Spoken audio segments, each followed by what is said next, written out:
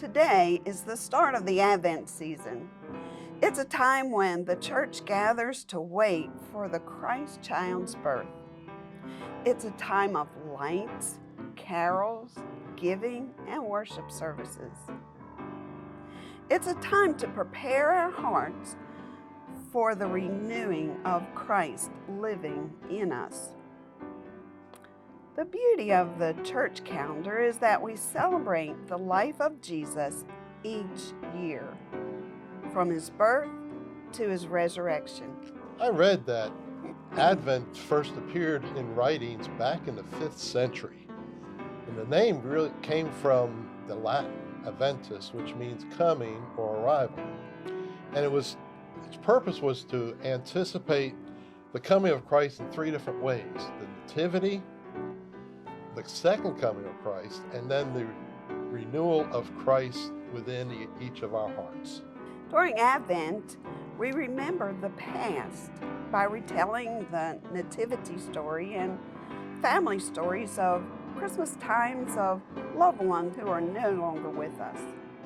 We celebrate the present by our generosity and good cheer to others. And we look forward to the future in hope of Christ coming again. There are a number of ways that we can observe Advent this season.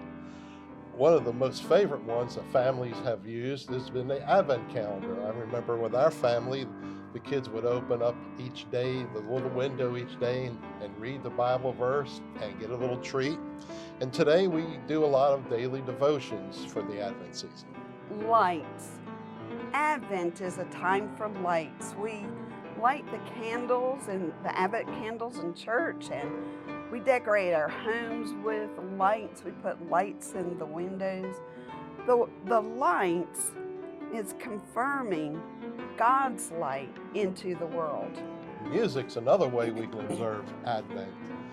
The hymns and carols that we'll be singing in worship services are special and wonderful, and we also have an opportunity to share those carols with others as we go out caroling later on in the month. It's a time of providing for those in need. It's a time of generosity. Our church, like Bob said, goes caroling, and we also provide a meal. It's a time when we open our hearts to other people and to give generously. Now at Woodland, we've got a number of opportunities within the church calendar to observe Advent.